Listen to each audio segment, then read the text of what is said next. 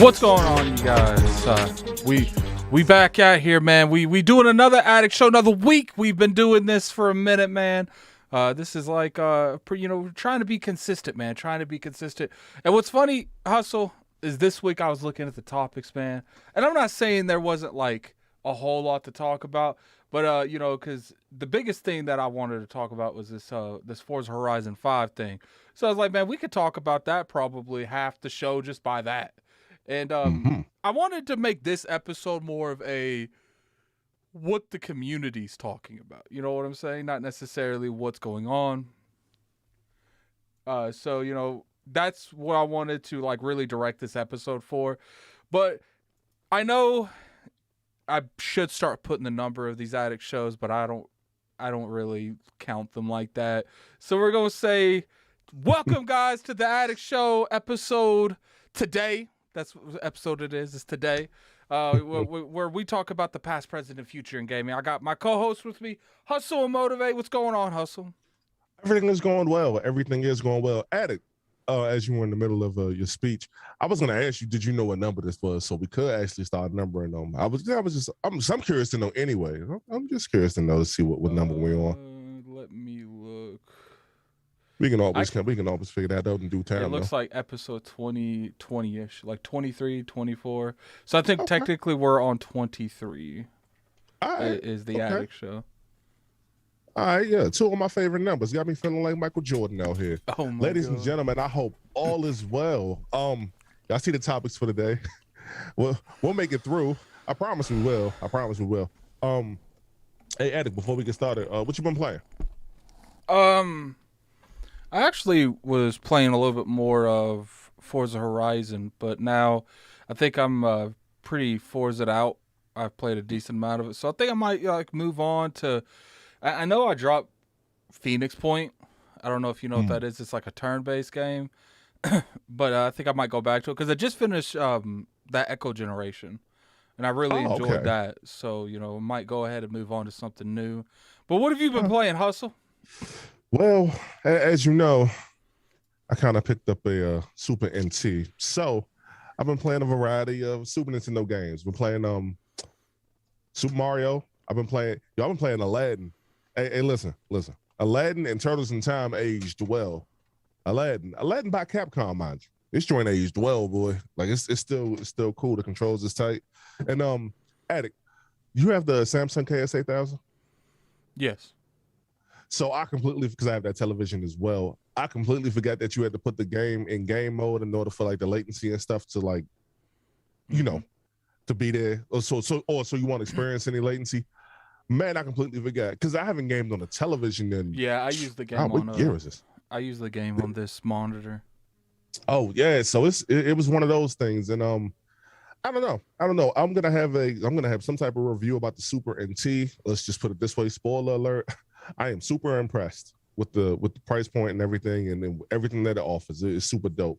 I will be playing Super Nintendo games, but tomorrow I'm going to be playing Forza Horizon 5, because I finally get a chance to get to it. I didn't get it early, so we game passing that one up, y'all. We game passing it up.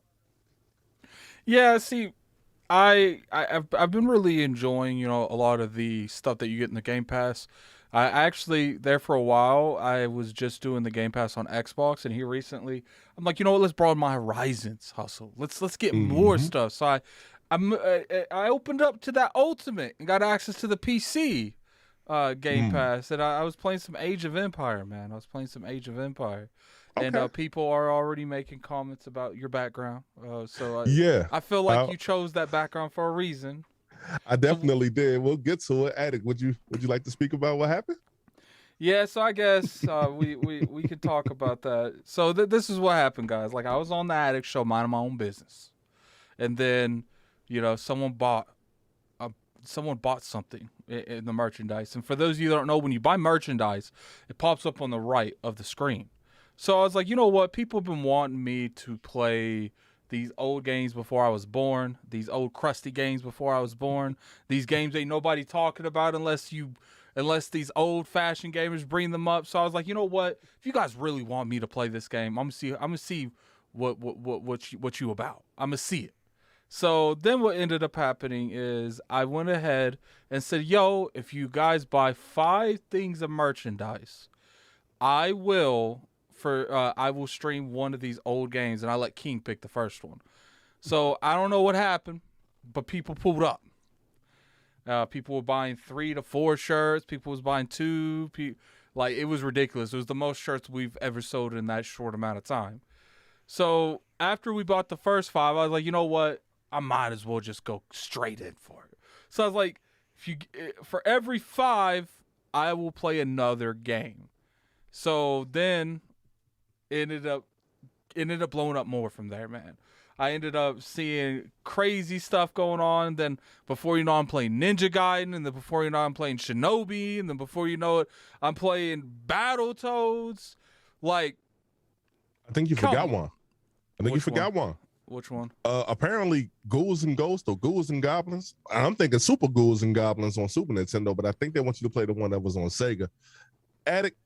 All I'm saying is when you stream all of this stuff, just make sure that you give me the heads up so I can make sure I get my front row seat. I'm gonna get my popcorn. I'm gonna get my Patron. I'm gonna have a good old time. Cause, hey, look, it's not that those games are hard. They're just super irritating. You gonna know what I mean with the respawning enemies. And you're gonna have fun. But if you beat Demon Souls, you can beat Ninja Gaiden. Like, so if you, yeah. Let's be real here. What happens if I beat these easy?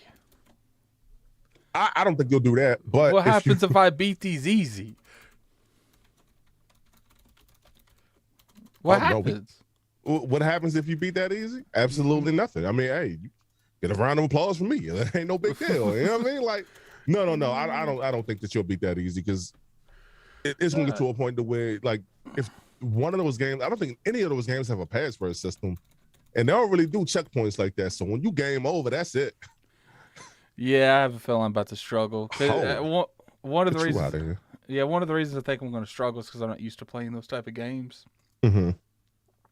I mean, so I'm not even gonna give you no advice. You'll pick it up. It's not like if you can beat all of them other games on all these hard difficulties, they call you the difficult game conqueror for a reason. You'll pick it up. Like it's really not that difficult. Look, man, all I'm saying is if people want me, because I know what's gonna happen. Hustle. I know what's gonna happen right now. People are going to say when I play that 2.5 hours, people are going to be like, "Why are you getting off? Why are you not playing it anymore?" Look, man, that game's got 2.5 hours to impress me. If it doesn't in that 2.5 hours, it's off. It's over. It's done. And I'm saying 2.5 as in mainly 2 to 2.5 hours. And if you guys keep going at me, I might go to 1.5 to 2 to 2.5 hours. Oh man, come on, man. You're not gonna do 4 like Weapon Wheel? Oh, all right. 4. Okay. I thought you was gonna do 4. Like that's what I'm. 4. That's what I picked. That's what I pictured. That's what I pictured. When you say you're gonna stream the game, I figured you go 4 hours or whatever it is. Look, Addict, you'll enjoy them.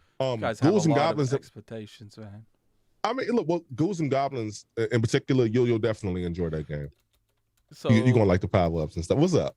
You know what we're gonna do? Since people want to talk about this, we'll go over these games real quick. So here's Ninja Gaiden for the NES, didn't he? Isn't that what I'm playing? For the NES, Heat, by the way. Right, so here's Ninja Gaiden for the NES. This is the nonsense they want me to play. So hold up, I gotta change up everything real quick. It's just like I don't think I'm gonna really have too much of I do think I'm gonna struggle, but I don't think it's gonna be as like serious as people be. People be acting like, like there's no way I'm gonna be able to beat it, and I don't think that's the case. Now I could rage and never beat it, that's for sure.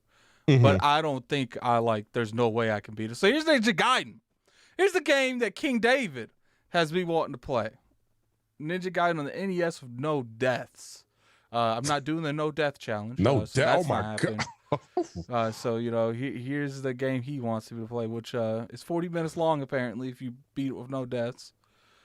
So it looks like a 2D kind of like the old Mega Man style games. I don't know, but so we got the Ninja Gaiden. What else did the next one was Shinobi, wasn't it? Shinobi, which is a really on Sega Genesis. That's a really good game. Like, yeah, I remember me and my brother, we beat that game. Like that game was fun. Like I don't. That's one of the ones that I don't think that after the like 2 hours or whatever, I don't think you'll stop playing that. I'll be honest with you. That one's really good. Is this it? Because this looks Out. kind of suspect, fam. Just look It's at the, Revenge of Shinobi. So that's the wrong one. I'm not sure what you're typing on the thing, but it's Revenge of Shinobi. Because Oh there's two yeah, different. then I'm looking at it. Then Revenge of Shinobi. Oh, what have you guys got me in? What if I got myself into, man? Hey, that's fire. Hey, look, y'all like make me want to buy a Sega Genesis just to run it again. Cause I'm not gonna lie. Oh yeah, I'm there for that stream. Apparently, you guys are there for all the streams. Do you have a rare replay? Because you can play Battletoads. Yes, I do. I do have rare replay. So Battletoads is on that, so you can actually play through on your Xbox. Yeah, so as you can saw the stuff that they got me going off right now. I mean, we'll see. You know, the first stream will be this Friday. So we'll see how that goes. And you know, I don't think like I'm gonna like hate it or anything like that. I made Dream Daddies entertaining, so like it's I'm definitely going to give it my all on that, man. So all right, I got one addict. You could keep your I got one, all right? Because we ain't going in anymore. X-Men for NES? No, it's not happening. So all right, let's go ahead and get into the show, man. Let's go ahead and get the show. First thing I want to talk about Hustle is I do think there is a huge speculation going on with the industry right now, with community in general, talking about games as a service and whether or not it's good or bad for the industry. So tell me your perspective on games as a service games. My perspective on it, it's not cool. I don't really find value into putting bread into something all the time. See, I find value in putting money into like a service like Game Pass, where there's a ton of different games that I can play, beat, whatever. One game that I'm on that you just pay into, like you maybe you don't have to pay into these games, but like one game in particular that I'm just like Grand Theft Auto 5. To me, it's dope, but I played and beat the game, right? There's no way I'm buying the microtransactions, those little micro bucks, just to run up in the casino and all that. Like I can't do it. And I know it's not mandatory, but I don't like that direction. I'll say this, man, and you know, the gaming industry can still strive and survive if you make a good game. Like, I know that the cost of games and all that have went up and everything, and I know that it's a business and you got to make money, but if you make something like The Last of Us Part 1, right? Super Mario, let's say Odyssey, or whatever it is that they're making, you can still make money hand over fist if the game is good. So good games will always sell. This whole games as a service thing, you know what it feel like to me? You know what it feel like? It feel like a lot of it is like incomplete. Like, you look at a game like Hitman, right? The most recent Hitman that came out, that was like seasonal stuff, but I think you paid for it once and that was it.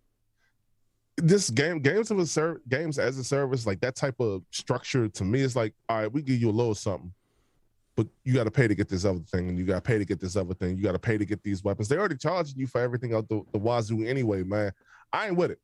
I'm not rolling, man. And for real, the sooner they gone, the better. On consoles, at the very least. And I don't play on mobile. If they want to deal with that on mobile, they could deal with that. But the sooner that's gone, the better, in my opinion. Here's how I feel about games as a service. I do feel like it is reaching into things it shouldn't be in, but I don't think it's a bad I don't think it's a bad structure. It depends on what's done with. I do think that as much as people don't like something like GTA 5 Online because it's stunted the progression of making GTA 6, I don't necessarily think that we should put the blame on games as a service. That's just them not wanting to make a 6. Because games as a service, people like my brother, my cousin Timmy, like they love that game. And I don't think you would get the same support and the same amount of fun that you've had throughout the years if it wasn't as a games as a service. Like, I think the issue is people are trying to make games as a service out of everything. I think that's the issue. And I think that we need to remedy that. Like, you know, putting Marvel as a games as a service. There's no reason to do that. And I think that is the biggest issue that we're having here in terms of people putting stuff into games that has no business being there. Stuff like Destiny. That makes sense. All right, this is what we do about the chat. Do I have if you guys have any, What are we doing? it's just people with no lives, Yeah, I man. see. Look, I Lady see. Foxfire, I get up anyone that says Pegasus Nation up out of here. Like anyone. Oh Like man. no timed out, get them all up out of here. If you guys got a wrench, get them up out of here because like this is the toxicity that we always talk. And normally I let this stuff go. But I'm not Oh letting man. this go. Like there is no reason to be this extra. Do you realize how much time it's took them to go make multiple different accounts and switch back Yo, and why forth we getting between them? spammed? How in the world are we getting? We won't bother nobody, dog. Like what? Ah And, well. and what's funny is, like, if you would look at the actual topics, there's not even really Xbox topics here. So like, there's no reason to post Pegasus Nation and stuff like that. Like, you know, and it'll be different. Like, I've had people pop in and like joke around Pegasus Nation stuff, but they are being extra in here right now. Like extra. Like it's one thing to come in here and joke around and then like, you know, I pop a joke or two at you and then we move on. But these people are making other accounts to spam. Like imagine, and what's funny is they're probably laughing behind this computer screen like they're winning something when you ain't winning nothing. You ain't. Like though you're literally not winning anything. The only thing you're doing is making your community look pathetic.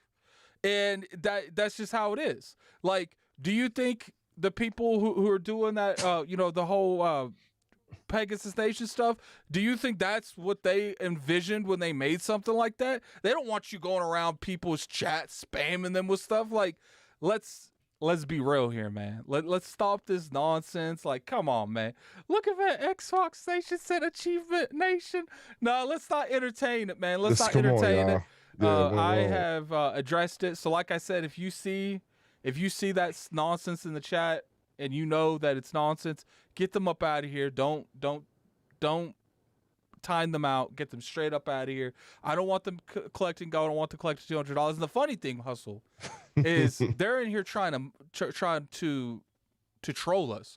They're getting my attention rate up because they're sitting in here spamming if I don't stop them.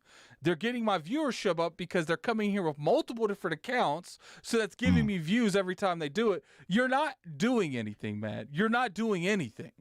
But, you know, let's get back on to the games as a service thing. Indeed. I honestly feel like there's a lot of games that can use the games as a service. I feel like a lot of head-to-head fighters could use games as a service. You know, those make sense. In what capacity though? Just in the model. It's like, you know, like you don't necessarily you know, kind of like how Killer Instinct was, where, you know, you get it in the game for free and you buy the actual controller, the actual stuff that you want. You know what I'm saying? Like you don't have to go in and it just makes the bar to enter that game a lot better. And that's what I feel like, you know, is something that needs to be done. Is I think we need more of that. Like Maddens. Do you think Maddens need to come out every year the way they are? Do you think 2Ks need to come out the way they are every year? Of course not. But I want to go back to that fighting game thing because I had a couple of questions. So with the Killer Instinct thing, that if I remember, they gave it to you for free, and I think you only had 2 fighters. But if you wanted everything unlocked, you paid the full retail price, correct? Killer Instinct? To my knowledge, because I didn't play Killer Instinct, but I know like a little bit how that good. Like chat, if there's anyone in the chat that play Killer Instinct, I think that was a free to play. Yeah, let me know. It's just you could buy a package to get like a lot of the characters going into it, but I do think the actual game was a free to play. Yeah, well, if you're gonna do it that way, I get it because I do remember playing Killer Instinct, and it was the blue dude with the sword, and it was the green girl Orchid. I remember that. I remember those two. My thing with that is, you know, as you know, as you can tell by my background, I'm old. I'm from the old school. You put that up there for a reason. It had nothing to do with this video, man. I know, but I definitely, you know, I'm old. Like, listen. So when it comes to like different like fighting games in particular, I knew something was up with you when you joined the Zoom and you had your green screen up. I was like, that's not like Hustle. What's going on there? Well, it was 2 things. I didn't feel like cleaning up behind me, and I said, you know what, we're gonna mess with that for a little bit. But no. When it comes to the fighting game model in particular, the reason why I think that's detrimental to it is because you have a game like Marvel vs. Capcom 2, which has over 50 fighters in it. Now you don't start with 55. I think you start with like half of that. I think you might start with 30. I'm not exactly sure, but you start with like the bulk of the starter characters, and the more you play the game, what you do is you get in-game currency, so you can go to the shop and then you can, that's how you can buy Ken and Akuma and all those other different characters that were hidden before. You can actually, I think you can buy stages, and I know you can buy different outfits as well. The last thing we need for something like that is like, that type of games as a service model, because they're going to charge you for everything at that point. I'd much rather just play the game and then not have to play the game 50 hours just for like half of the content. I don't want to have to play that game for 100 hours to get all of it. I want to play the game naturally, progress everything. I don't know if you remember, but you remember Jason Schreier had a little comment about Super Smash Brothers Ultimate when it first came out. Was like, he said, I'm here to unlock the characters and you just buy them and that's it. And a lot of people was on his neck about that. So now that games as a service, like the model itself, I ain't with it, man. I ain't with. What's up? Okay. Let's, because I don't think that is games as a service, like the shortcut stuff. I do think that when it comes to like being able to, because Kitsu's notorious for it. Like anything he plays, if he's struggling, he wants to buy. Like he wants to put his actual money in there and back up that truck and get that currency that's in the game. Do you like, perfect example is Assassin's Creed. They got a lot of shortcuts in that game. I honestly think shortcuts and like pay to win models are different, depending on how they're done. Like shortcuts such as Battlefield, the old Battlefields. I don't know what they do in the current ones because I've kind of dropped off Battlefield, but they used to have it to where you can have shortcuts in the engineer class, shortcuts in these the health class. I can't remember what the medic class back then. So I don't consider that as pay to win. I do consider that as like one of those things where it's still at the end of the day you're just unlocking stuff fast. You're not necessarily, to me, a pay to win model is getting something that is not accessible in the game, but you're getting it because you're putting in money. Does that make sense? It makes sense. But I'm always going to be against that, because if you can pay for it, that means you can probably unlock it in the game. And I guess maybe that's what I'm worried about too. Like, if you got something that's exclusively paid for, like I don't know if you remember, but GameStop used to. GameStop used to do that. But like the little DLC packs, how you can go in and reserve a game early and get like an exclusive skin and all that. I always hated stuff like that, because like maybe I just want to naturally like progress to get something like in the game. But like but that the games as a service thing, man, I'm not gonna be able to do it. And I play Battlefield 1. Whatever's out now, I think it's Battlefield 5 that I played. I didn't feel a need to like put no money up for that. In fact, I didn't even know you could do that until you told me. One of the biggest things I've always hated that the industry did was loot boxes. Like, I felt like when loot boxes and like any type of loot generated content, like where you open the cards up in 2Ks, and I think that's Madden Ultimate. I don't play those sports games like that, but I felt like that was a loophole, and that was a gate entry that once that gate opened, other publishers went wild with the same gate. You know what I'm saying? Like, it's just like I do feel like I'm glad that there's a little bit of a step going on in the industry where some of the governments are trying to stop that. Because I do think that's an issue. I think that there are some people that do it right. At first, remember, it used to be everything, and then it used to be just cosmetics. But to be hustle, is it me, or is it just like I'm getting tired of, if I want to have my character look fire, you gotta pull your card out. Like I'm getting tired of that. Like I prefer the thing to where how Destiny does. All right, so like how, for those of you, because I know a lot of you hating ass Destiny players in that chat. So this is how Destiny functions, and I know some of you play Destiny, but they have events, and how it goes is you have certain things in the events that you are able to get, and you could only get it in that event until the next event. I want stuff like that. How Halo's doing it. I like how Halo's doing it, where the season pass is the only way to get the stuff in that season pass is to get this. Is to actually grind in that season pass. You can't, like, someone that literally just pulled up can't just pull out their card and get the skull out of nowhere, because that's not how they're wanting that kind of marketing thing to go. They want that to be a little bit more natural, and that's what I want. Yeah, and that's how it should be, though, and that's how it should have been. I made the comparison for Marvel vs. Capcom 2, which was one of my favorite fighting games of all time. Marvel vs. Capcom Origins, which was on the PS3, which was Marvel Superheroes and Marvel vs. Capcom 1. Every time that you like did certain objectives, I think you were saying how you were unlocking different things in the game. It's pretty much the same thing, and they were doing that back then. As far as like you'll get like certain points for like different key art for like Mega Man, Captain America, et cetera, for different characters and stuff like that. Instead of you paying for it, like they made you play the game to unlock it, and like that to me was always like super dope.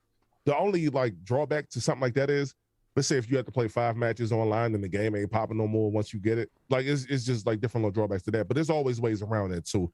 But no, that's how it should have been. Like, and I've always said that. Like, I've softened my stance on like the whole cosmetic thing because I understand that people got to make money. But if we being real, if your game is good and you promote it correctly, then you'll have something like a Ratchet and Clank sell 1 million and however long it was. Returnal, even though people said it quote unquote flopped, myself included, you'll still have it do like 500,000 for a new IP and all that. As long as your game is good and the promotion right, then you don't got nothing to worry about. I agree. It's like I said, in terms of games as a service, I just want games as a service to be restructured a little bit. I do think it has a place. I'm gonna be real. I do think it has a place. I do think certain games are better as a games as a service than they were before. For instance, like a game like Destiny, I think Halo is gonna work as a good games as a service because those have massive expanding universes, and I feel like if you get like the thing is those out the gate, we need the base game being enough content to keep the average gamer happy. People like me, I gotta be real. Can't count people like me because I'll blaze the shit out of that content.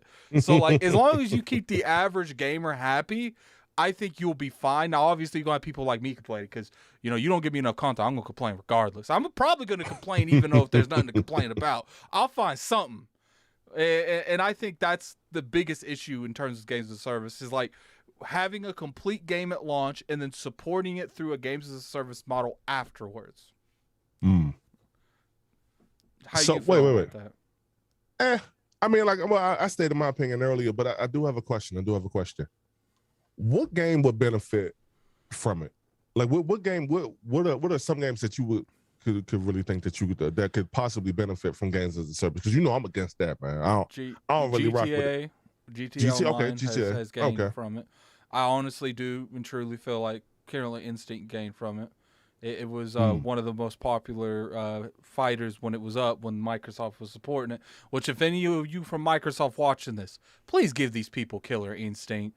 Like, man, I don't even care about that game. I'm going to be real with you. It's going to be one of those things where if you put it at E3, I'm going to be flaming you because I saw that and I didn't want to see it. But I definitely understand why people want it. Just because I don't want it, I can understand that there's a huge demographic of people that do want it. Just know you're going to get the smoke from me when you announce it. But it's going to be one of those things where I think you're going to be more beneficial, especially Game Pass. Like, Game Pass is supposed to be as diverse as possible. So let's get that head-to-head fighter in there. Because to me, so I don't do head-to-head fighters at all, but I think Microsoft pretty much has no influence in that market whatsoever. And I do think they need to do something to broaden that market a little bit.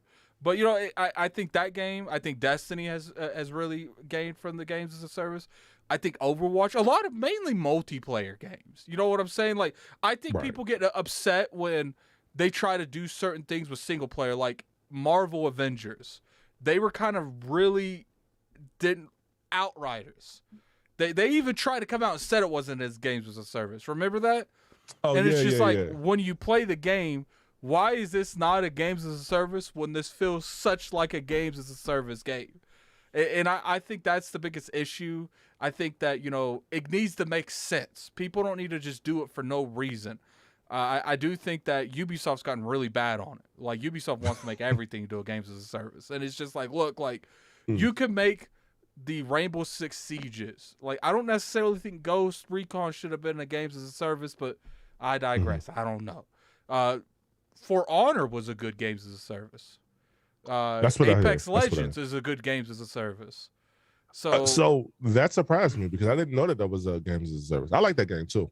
I Well, like it when it's I a play free to this play way. game. I would consider it a games as a service because you get into it at low entry and you buy everything with everything else. You can earn in-game currency, but it takes a minute. So like I feel like there's certain games that could do it. The issue is the industry needs to be a better judge of what is a good game to try it with and what's a bad game to try it with. And I think when you take, you know, popular single player franchises that's been throughout the years and you try to throw in some time of games as a service stuff, people are going to get upset with that. And I don't think you have any right to not think that they're getting. And let me give you a good example. This was a huge success, but I was pissed. Final Fantasy 14 and 11. So I come through here my whole life waiting for another Final Fantasy, man. And it's a multiplayer online game. So I have every right to be upset. I don't want to play this multiplayer stuff. I want to play stuff that I want to play. But at the end of the day, some do really help them. You know, we got a $5 super chat from man, how do you pronounce this man's name? So hold on, let me try it and then you correct me. Let me try it. Okay. And then you could correct me. The Sophenic X Initiative. I definitely butchered it. It is okay. I'm okay with butchering your name, man. You might not be okay with butchering your name, but at this point, I'm okay with butchering your name. He said, he $5 super chat. What about the tell or DN nod style? Oh, no. It says, what about Telltale or Don't Nod style? Oh, Don't Nod. I don't think that's games as a service. I don't know. That's... Because okay, so I'm not too familiar because I'll always wait for like Life is Strange and all that. I'll wait for the complete package to come out before I buy it. Do you pay for those separate, or is it just do you pay for it in one shot and you just you can pay for it all at once, but they come out individually. I consider that more of episodic games, not necessarily games as a service, because I feel like a games as a service they intend on supporting it throughout a couple years. So I feel like that is the difference between a games as a service and an episodic game. Episodic games, I love them, but they ended up crashing. The whole genre ended up crashing. That's my difference. I know maybe we have different phrases and what we think is a game service was not as games as a service, but in terms of just that's what I feel like is a games as a service. I don't necessarily think stuff that they're doing. I actually really enjoy the Supermassive games. Hustle, did you play the last one? No, I haven't. Might have to, me and Kid Smooth played that. We might have to play that, man. It's a fun game. Madame Adim. It's the people who made Until Dawn. Yeah. Oh, that might be a big skip because I haven't really like Until Dawn like that. But I know what you're talking about. Until Dawn, man. You know what's funny? Until Dawn is probably in my top 5 of my favorite PlayStation 4 games. Really? I love that game. That was such a good game. Hold on, real quick. It's a Seafood Poetic. I believe I got that right. X Initiative. Is the Order 1886 in your top 5? No, it probably ain't because you don't like Giz. That's right. That game is awesome though. I didn't play that game. You okay? Well, look, if you find it, use some ways like 5 hours long or whatever. That game is really good. And you know what's funny? I wouldn't just tell you that. Yes, I was defending Order 1886. There's videos of me on my channel defending that game. It's good because I don't know if you was like really active in the YouTube stuff back then when Order 1886 came out, but that game was getting roasted. That game was getting roasted alive. I saw that, but it always bothered me because I know who you're talking about, and it's the bigger guys who I saw roast that game. I'm like, yo, did y'all even play that? Because I played it much later, and I'm like, this ain't as bad as excuse me, this ain't as bad as people like putting on, man. They was capping. There's a whole lot of cap for that game. Yeah. I guess how it goes is people take subjective stuff. Like, for instance, I have a scenario where I actually have a video on my channel saying IGN is taking their time reviewing Destiny rock by rock. and fast forward 5 years, Destiny's probably the most game I've ever played, like in history. So it's just like, look, like sometimes you do got to try these games. If it wasn't for Cognito, I never would have played Destiny. And I've had so many good experiences from Destiny. So, we're going to go ahead and get off the games as a service thing because I think we kind of, explained it. Hustle's completely against it, 100% against it. I do think that it has a place in the industry, but I do think that we need to define better games to do games as a service. All right, let's talk about Elden Ring, man. Elden Ring, or Elden Ring. I think it's called Elden Ring. Elden Ring, yes. Yeah, Elden Ring. So, did you see the gameplay, man? Did you see the gameplay? I did, and let me be the first to tell you why I ain't like it. I ain't like it. Oh, now look, you didn't like it? Nah, no. And if we listen really closely, we can hear Erica cursing me out in the background on Twitter. We can definitely hear Erica cursing me out. Listen, the Demon Souls type format, that Neo type format, that Dark Souls type format, and I know where it's coming from. I ain't never really rocking with it. Attic, you saw me try to play the Demon Souls on the PS5. It didn't turn out too well for your boy. One of the things that I absolutely love about the actual game itself is the characters, or the character design rather. It looks really good, and it's not how can I explain this? I don't know if the Dark Souls, Demon Souls, I don't know if the Bloodborns, I don't know if those games are naturally dreary in the design. But this one looked like it had sunlight. It looked like all vibrant and everything. It looked really cool. If you really can play that on a 4K TV and on your PS5, PC, what have you, then you be doing yourself a favor if you do that. I love the actual character design, the enemy design. But I've always liked the enemy design in those types of games. I just don't like the gameplay itself. I think there is a 3-player co-op in it as well. And if that's the case, then I'm gonna need you to help me. I'm be real with you. I'll buy it if I can get some help. I'm gonna keep it real with you because I know that's not my cup of tea and all that. Let me ask you something about Demon Souls, about that type of genre. Do you think that Elden Ring is gonna be like Demon Souls? Because in Demon Souls, when I did play it, the enemy placement, they didn't move at all. They didn't change. They didn't switch up anything. I knew what enemies. I knew those 2 skeletons were gonna drop in the big pit and on that first level. I knew what the other 2. Well, that's been all their games. Bloodborne was like that. So this will probably be the same there. I'm cool with that type of memorization because it really does help me remember. I know that you're here, I know that you're there. So it gets easier over time. But it's just, all right, look, I don't like to die. I'm not gonna cut on the cheat code either, but I don't like to die, man. And I know with a game like that, I'm gonna die over and over and over again. I'm cool on that. It looks fun though. I'll watch you stream it if you stream it, but that ain't for me, man. That is not for me. It looks cool. I saw the audio, as far as the music and everything, how they got the dreary voice, whoever that is narrating. I like stuff like that. So there is a lot to appreciate when it comes to the actual game itself. It looked fun. It's just not for me. It looked like it's it's too slow for me. Does that make sense? It's like you in a one-on-one fight with whatever NPC that you run up on. You might get double team, triple team, but I only seen the most 3 of them on screen together. And I saw that, I saw that extremely big dragon that was coming in. I saw he stabbed him in the eye and all that. I love how gruesome it is too. That's the other thing. When I was watching it at work today, I said, this joint, it's joint hard, man. I like it, but I listen. Addict, if I buy the joint, I'm be wasting $70. I'm be real with you. I'm be real. Oh, so you completely against it, man. I'm not. Well, hold on. I'm not against the genre itself, and I may even buy that one like I did Returnal, right? Because I want the genre to live on. Because that type of game has a place for people. We won't get into it, but the game doesn't need an easy mode. This, that, and the third. And I'm not taking a crap on nobody who thinks that, but they don't need all that. That game needs to stay true to itself because it looks fun, but it's just a little too much for me, and I'm okay with admitting that. I guess when it comes to me, is I don't difficult gatekeep. I do feel like if the developer wants to make easy modes and stuff like that, as long as it doesn't mess with the core base, I don't really care if it's there or not, if that makes sense to you. So I guess in my standpoint, that doesn't matter to me.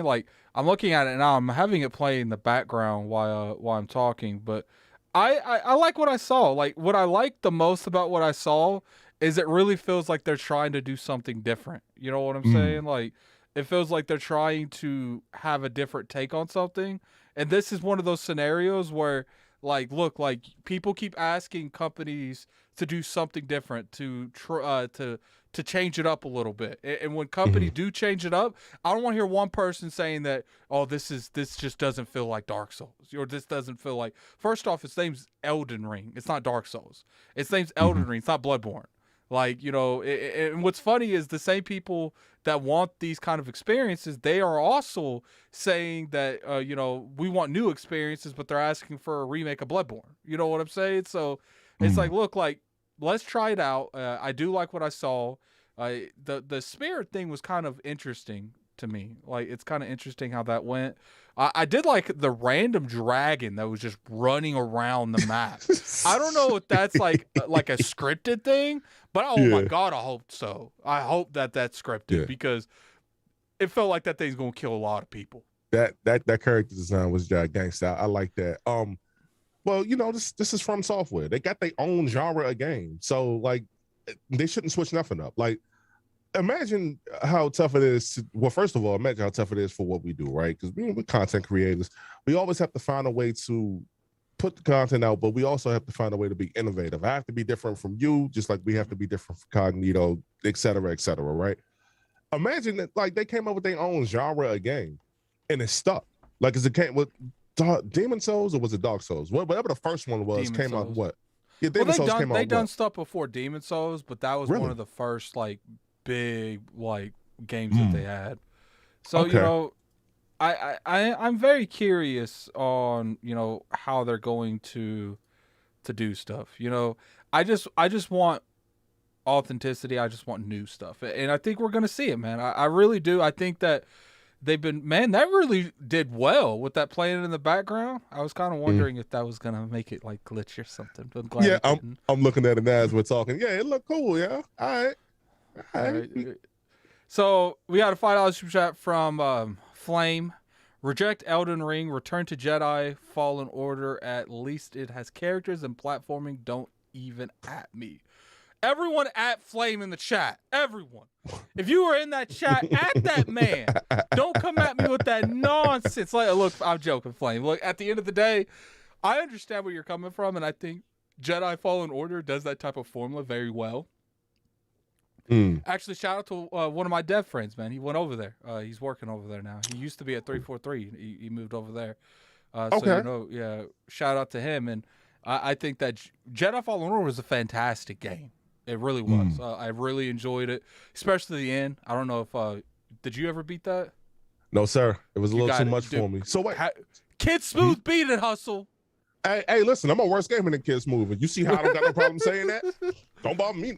Don't bother me at all, dog. I just personally feel like that it's a great formula, and I actually got really jumped on because I said I wanted Fable to have Dark Souls like combat. Oh, don't do that, man. Nah, I said I wanted Fable to have Dark Souls like not hardcore, but I wanted it to have that feeling of fighting in the Dark Souls kind of formula. You know what I'm saying? Like, I'm not saying I want them to like kill me over and over again, but I do like the aspect of having that type of combat in a Fable like game. You know, maybe bounties. Like, imagine like having a very soft form of that Dark Souls like combat where it's not as punishing, having that in there. And I feel like that would really help a lot of stuff in terms of combat, because I mean, there's a lot of different types of combat, but we can all agree, I'm saying for the most part, we can mostly agree that Dark Souls like combat evolved that action orientated game significantly. It's arguably to say that maybe games like Neo would never have been around without that type of game. Oh, for sure. Yeah. Dark Souls was definitely the pappy, the innovator, the originator. As the word. No. Yeah, because Erica tried to get me to play it. Not bought Neo. I bought it on sale, but Erica had tried to get me to play it. And I was like, eh. And then, you know, when Sekiro first came out, I said, I just wanted to see how far I can get in Sekiro. That wasn't for me either, man. And yeah, and Smooth, he beat that too. Just shout out to Smooth, man. Look, you got to know your limits at it. You got to know your limits. Like, look, listen, I think what I'm going to end up doing, assuming I'll run into the money, I'll buy that game and I'll give it away to somebody. Like, you know, just because I want the day to get that sale. What's up? I just want to point out that I've beat all of these games. Oh, sir. I didn't beat Demon Souls yet. I haven't beat Demon Souls yet. Because because I've been wanting to play it, but I've been really wanting to stream, and I feel like that's a really good game for me to stream. So I didn't want to like waste my streaming first impressions on that game. So I've been keeping it in the chamber, man. Actually, it's not even in the chamber. Hey, Attic, before you read that super chat and before we move on, I believe his name is Layburn88. I mean, I can't see your name because it's small up here and I probably need glasses. Fallen Order has an easy mode and it's more accessible. You're right. You're right. Worst on the worst, like at least with something like that, worst on the worst, I cut the joint on easy. And I don't got no shame in it. I cut that joint on easy and just have a ball, like at that point. But the problem with easy mode is sometimes easy is too easy. Like, and it's not even like it's way too easy. Like it's not even like a thing. Like you can play games on normal and that's the new easy. That's been floating around, which is the absolute truth. But if you put a game on easy, like they don't even put up a fight at that point. So I mean, and with today's current gen games, with the game behind me, however, hey, Attic, you might beat all them Demon Souls games, but hey, look, just don't slam your controller down like I did. Don't spike it. Don't Rob Gronkowski it. Don't slam it down. You have no idea. That's all I'm saying. I'm gonna be there. My fault, but I don't want to derail. Can you get the super chat from Flame, please? We got to find out super chat from Flame. Okay, Addict. I kind of want a blend of Sekiro type combat for the new Fable. Have difficulty options like Fallen Order through for the noobs. And that's what I was stating earlier. Like, I'm not a difficult person where I want to gatekeep difficulty, because I've always felt like when it comes to gatekeeping, if the developers want to put it in there, let's say that's the only condition that I would have. It's like, if someone came to me and they asked me, Addict, how you feel about the subject, I don't care if they do it as long as the base game is done first, and then they go back and say, okay, what can we do to make this easier for people that don't really know this type of gameplay? You know what I'm saying? And there's a variety of different reasons people can't play those type of games. I know for one, Kitsmu could be any of these type of games, but once he dies once or twice, it's a wrap. Like the rest of the stream is done. Like he's officially lost his mind, and I think I just saw because I apologize, I wasn't looking at the chat. Saifu, that's Sifu. Saifu or Sifu. Okay, Sifu. I will try to remember that, man. If you're still in the chat, man, you guys know how it is, man. I can't pronounce stuff to save my life. I just can't, man. I can't. But I probably going to make because I was talking last week about the Addict Spotlight. I'm actually in the process of setting one up for Halo Infinite. So I might do I did one for Fable a long time ago, but I think now the channel's growing to a lot more where I can feel comfortable doing it now. Okay. So I think I might get people together to do a Fable Addict Spotlight. Now I got to figure out how I want to do it. I might reach out to you, Hustle, and find a good way of doing it. It used to be like pretty much it would be a podcast, but every topic would be about that game. So, it sounds dope to me. It's like a complete breakdown. Yeah. So and now I'll talk to you behind the scenes about something else that you should probably implement as well. But we'll talk about that. All right. So let's go ahead and talk about the reason why I'm sure a lot of people are here. I didn't even know this was an issue, Hustle. I'm gonna be real with you. I didn't know this was an issue until now. But apparently, Forza Horizon 5, people are a little upset that maybe this game got overlooked intentionally. Well, not necessarily intentionally. That's a very strong word. Over maybe getting Game of the Year. So first off, my question to you is let's break down the way Game of the Year is done in general and the way the video games awards are done. Let's do VGAs because that's the most popular. VGA's cutoff is like November something, like the 8th or sometime in November, where nothing after that day can be counted towards Game of the Year. To me, November is a very popular date to launch some of the most popular games of the year. Is it not? It is. Holiday season. So you mean to tell me next year that Starfield's automatically not getting into the year because it's coming out November 11th? Yeah, basically. I don't understand how that's not like how no one talks about that. Like, you mean to tell me that, like, the most popular month, I would say October and November are the most popular months for the most popular games that, you know, the big AAAs generally try to launch in those 2 months. And you mean to tell me for the second month, which I think November is some of the game, like, Elder Scrolls Skyrim came out in November. Like, some of the most popular games have came out in November. So you mean to tell Fallout 4 came out in November, I'm pretty sure. So you mean to tell me that these games just naturally get left out? Yeah. The reason why they do it is they got a certain cutoff date because whoever's judging, apparently they got to play the game and they got to beat the game and give some type of assessment on it by a certain time. Now I thought, because we ran into this with Death Stranding, and now I thought the cutoff date was like the 15th or something. I'm like, yo, if we talking Forza, this ain't. I think they actually deliberately made an exception for Death Stranding. Be careful, Addict. Be careful. Shout out to Jeff Keighley. You got to be careful. In the chat, man, if people know what is the cutoff date for, go ahead and talk about that while I look that up. Yeah, so, you know, when Death Stranding dropped, a lot of people was like, yo, is it going to make the date? Is it not going to make the date? And I want to tell y'all Death Stranding, I know it came out in November, but I want to say it was controversy behind it because it was so close to the deadline. I think they extended it then, and they probably shouldn't have. Now, if that is the case, my memory might be failing me. Y'all, I'm an old man. Y'all know this. I'm not going to look that up because it's kind of like not important. By the sound of what you're telling me, Addict, it sounds like you said Forza was snubbed? Someone said that. I don't know, but right here it's telling me on here it's November 19th is the right, yeah. Date. So I said this had to have been like mid-November. I said, don't this game come out like tomorrow? If it's November 19th, then Forza is definitely in the making. All right, so that's a little bit better than what was going around on Twitter. I don't know where these people get this stuff. So let's talk about the actual concept. Even November 19th, which is still a good amount of time, and I would say the majority of games would come out by November 19th. There are a couple of exceptions, like Halo's coming out December 8th, but, you know, especially me and Kid Smooth have like this real big, you know, you send games in December to die. He ain't lying. Yeah, because I'm not saying that they put bad games in December.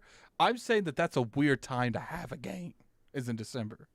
So, you know, maybe they wanted it in December because they still wanted to hit that release window. Maybe that. Yeah.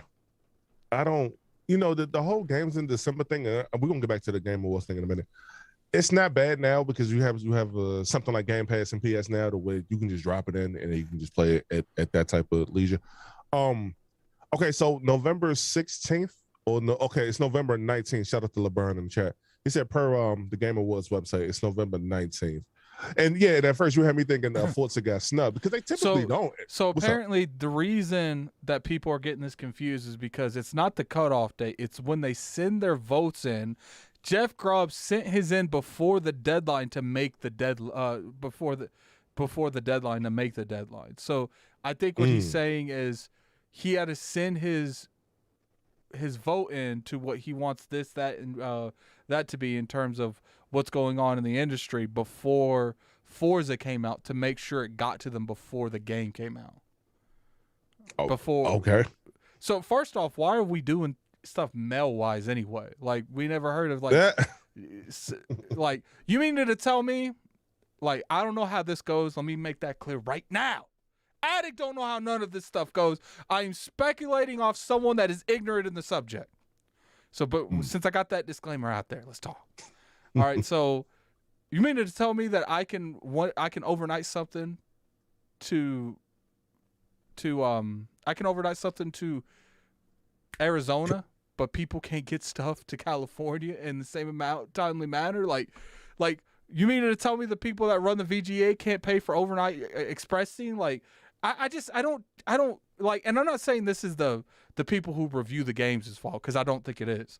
But this is one of those things where the people who do the VGA, that whole board, if they have to do stuff by mail, they need to be hitting up UPS. Yo, I need to make a deal with you and make sure we get this stuff in a timely manner.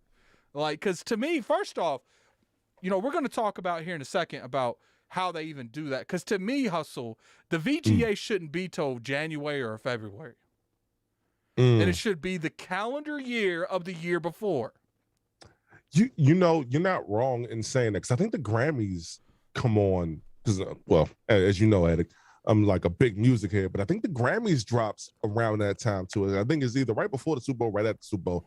Anyway, it should be like, I mean, maybe Jeff got to schedule that at that point in time, because that's when the sponsors and them like put the bread up, and that's when he'll probably get the peak viewership, what have you, because he's competing with all the other stuff on television, Super Bowl, Grammys, Emmys, et cetera, et cetera. So he's probably competing. Well, he's definitely competing with that. So that's probably why he has it in December. But I think that has to change at some point, because like you have to, like Super Smash Brothers, one of my favorite games on Switch, probably my favorite game on Switch. You had to pretty much wait a whole like another year in order for it to win Best Fighting Game, which is deserved, by the way. Which it is deserved, by the way. But it's that's a whole lot to deal with. And if Jeff Grubb, if Grubb had to send his had to send his votes in early just so he can get the stuff on time. Like, here's the thing. If he wanted to, he could have overnighted it, and then probably just could have got reimbursed for it. It's $30 overnight something to California. Matter of fact, it probably wouldn't cost him that much money if he has to do it that way, if he has to mail it in that way and he got to send it overnight through postage and all that. I say $30. I sent off a graphics card to one of my homies out in California. Cost me $30. That's costing you way more than like a ballot would, like, because they do it by weight. So yeah, like that's my only thing that I don't make sense. Like, I don't understand how people don't, like, overnight shipping exists. You know what I'm saying? Like, so like I don't see, the thing is like, we need to get someone on the show that knows how that process works, because I'm curious, because I want to tear that shit apart. Hey, this what you do, Addict. I mean, y'all know him. You know, you reach out to Grubb. You know, make sure we catch I'll reach out to Grubb. I'll catch up with him. Yeah. You got a $2 super chat from Flame. Did Jeff forget about email? Laugh out loud at WTF. See, the thing is like, there is not anyone more genuine in this industry than Jeff Grubb. And I think he's talking about the dude from VGAs. He's not talking about Jeff Grubb, because he's talking about Jeff Keighley. Yeah, Jeff Keighley. That's Jeff. I don't know what Jeff Keighley be doing. I don't. Like, I'd love to get him on ILNOR's podcast, IOP. I'd love to get that man on IOP. I love to see it. Regardless how they do things, that I think they need to change things. I do understand that it's like Cognito said, we need to be grateful that we have something like the Grammys and something like the whatever the TV shows and movies call their stuff. So, because, for a very long time, we didn't have a consistent one, man. We really didn't. Like, we had, something that was kind of weird, something that wasn't kind of weird. But now I do feel like we have a very prominent contender in that process. And to my knowledge, isn't the Video Game Awards starting to do better than the other stuff?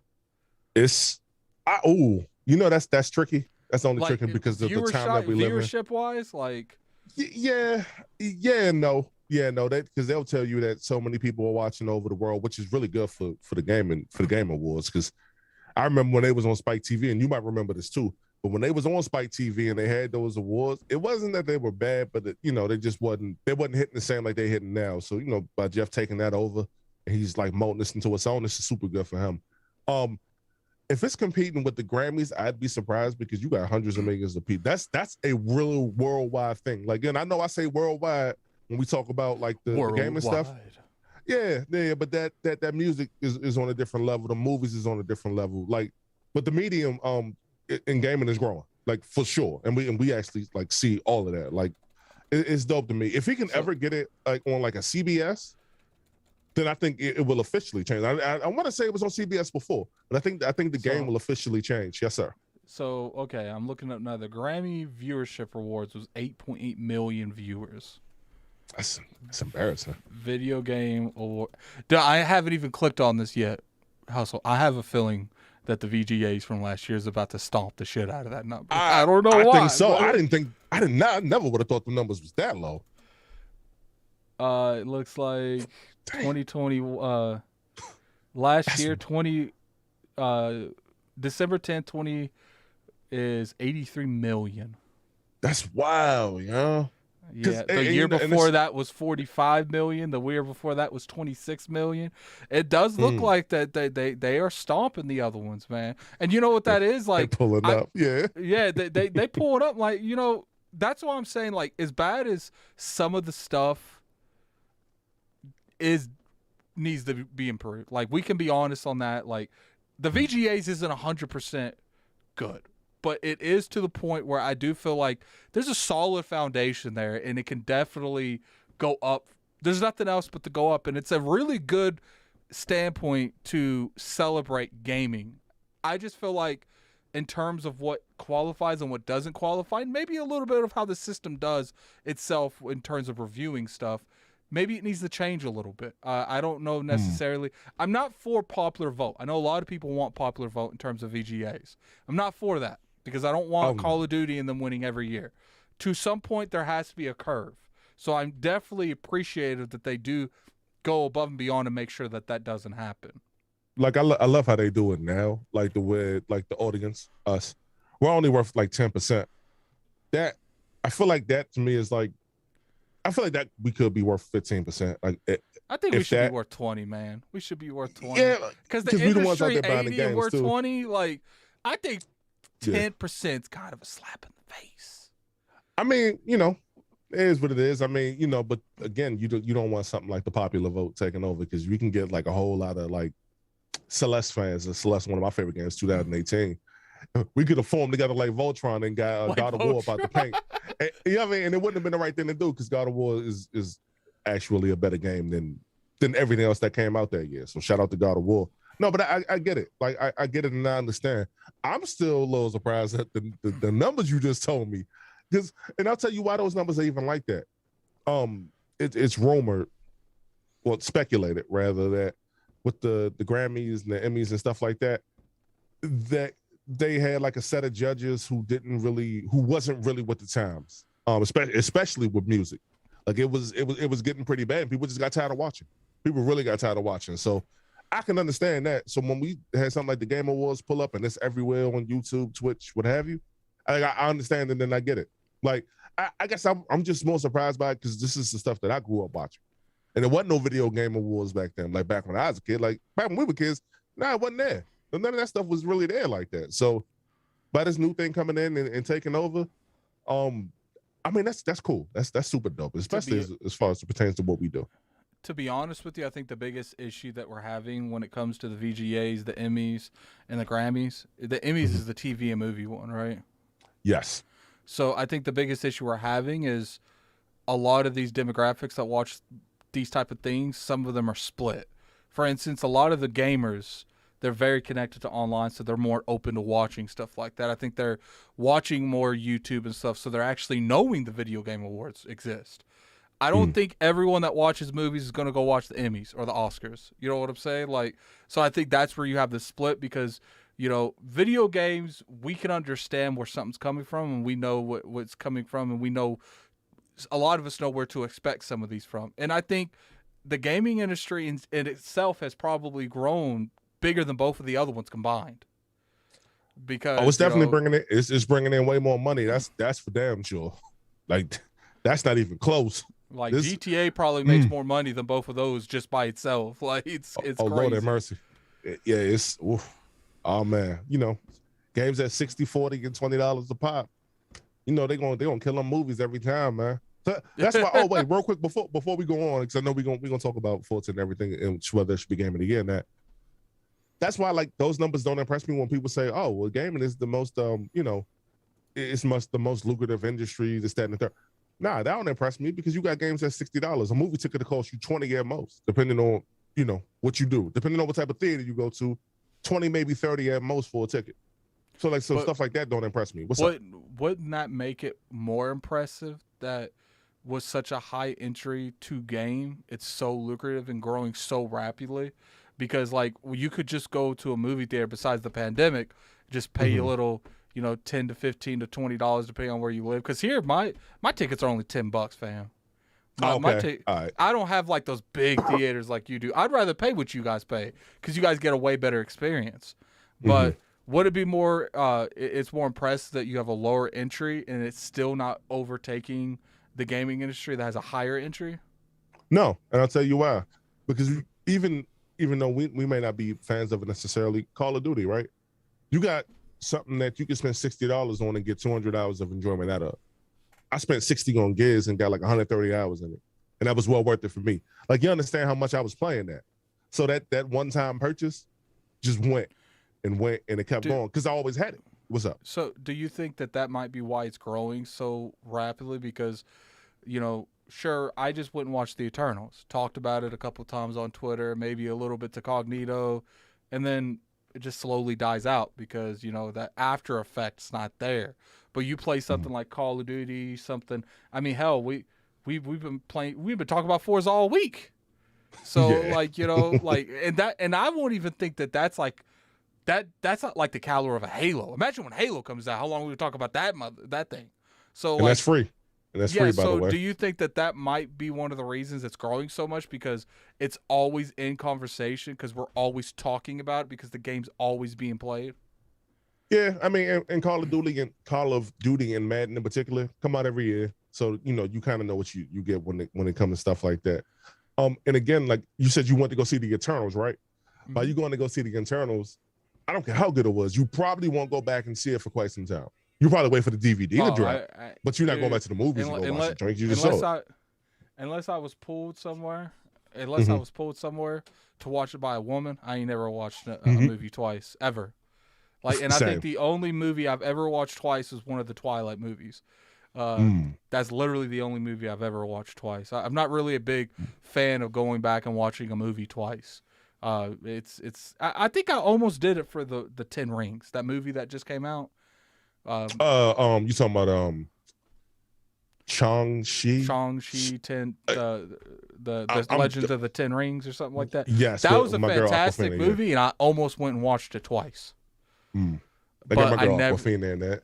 Yeah, I never got around to actually going to watch it. So let's go ahead and go up a little bit and talk about Forza 5. All right, so Forza Horizon 5 came out. I'm sure everyone in the chat knows about it. I don't expect a whole lot of casuals watching my show, unless you're coming over from my Facebook, which, I apologize. But, so let's talk about Forza 5. There's a lot of people that have this thing on what deserves Game of the Year and what does not deserve Game of the Year.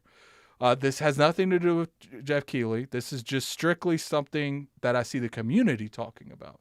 So my question to you, Hustle, I want a question to you. Do you think a racer deserves to be nominated for Game of the Year? Absolutely not. We're going to disagree on this. Okay.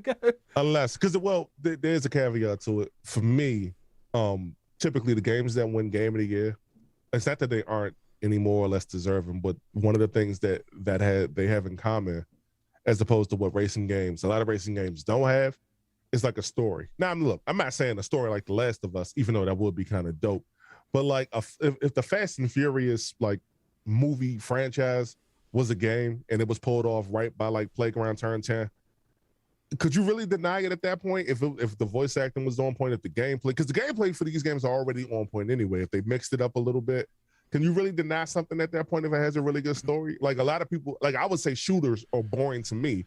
I look at something like a Gears 5, right? You run, you shoot, whatever. Like Kate's or Laura Bailey's performance in that game in particular is like really stands out. You really get emotionally invested to the characters.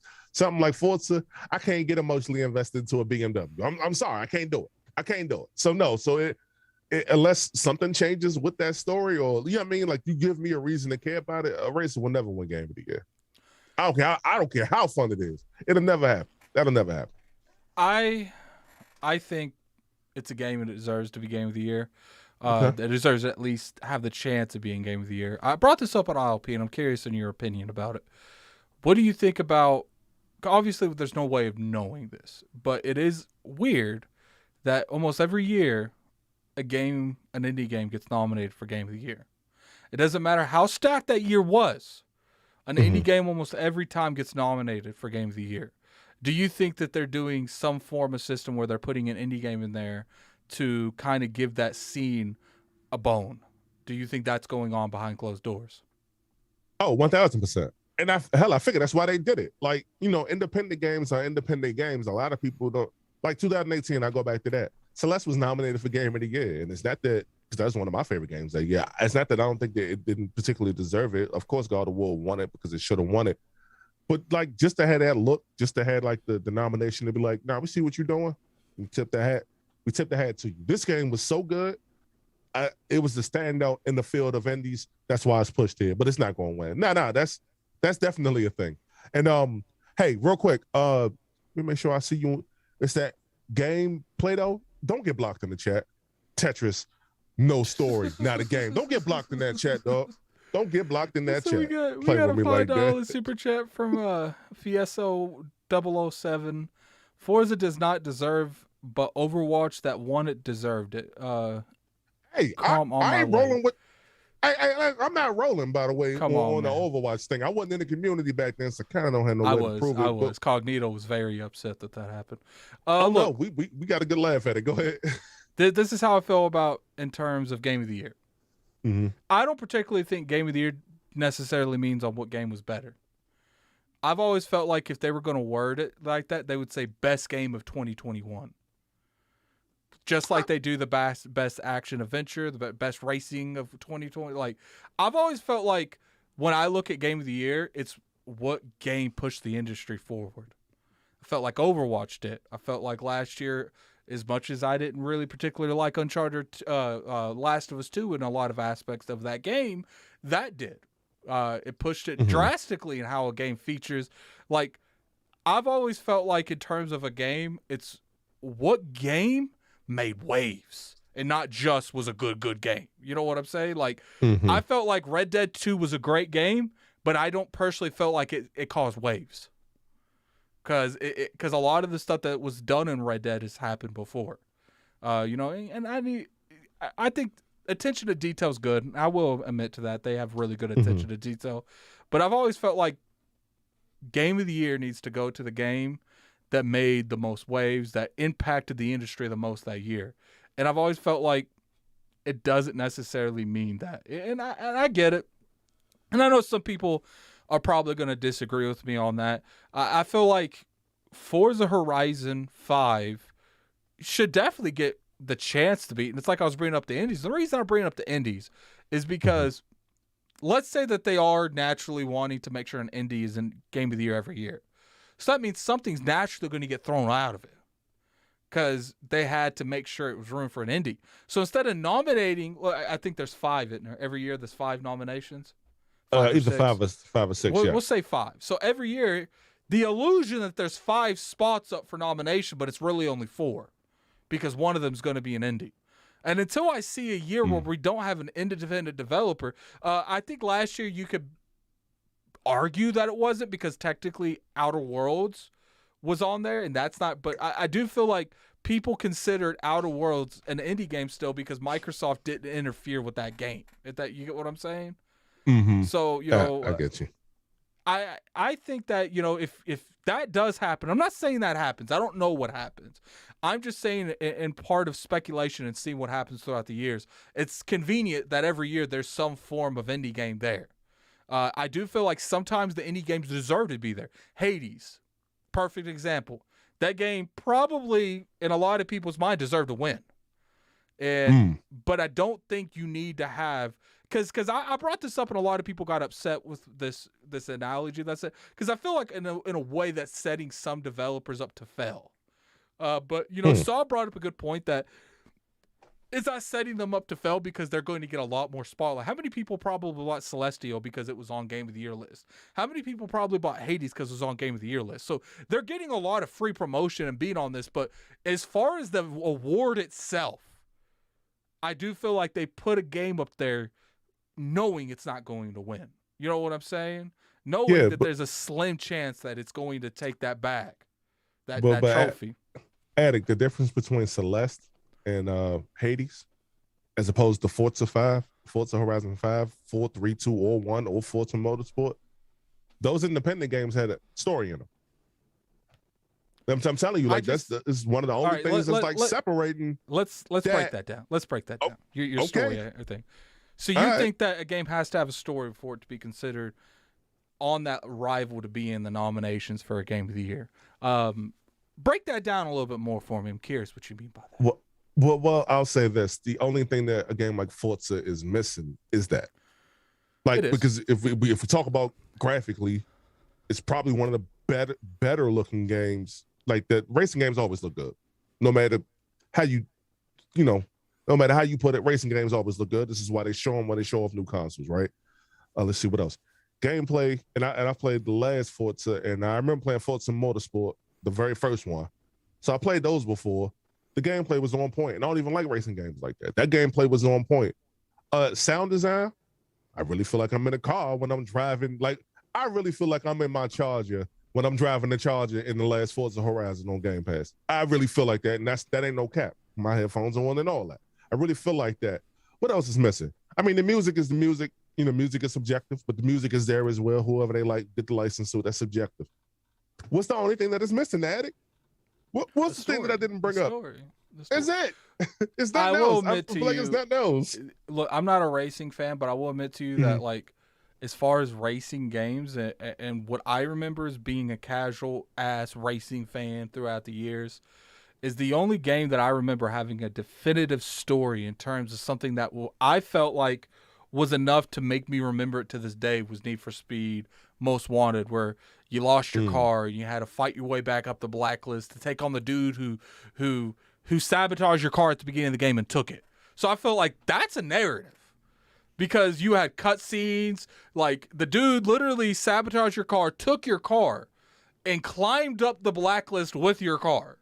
And then he took his friends with him. Like so like he took his girl. He took the girl, if I remember right? Yeah, and he took his friend Ronnie and like another person because they were the top 3 blacklist members.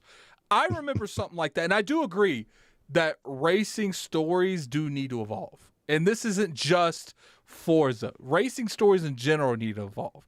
We got a $5 super chat from Gamer by Choice. See, I love you, Gamer by Choice, because you have a name I can pronounce.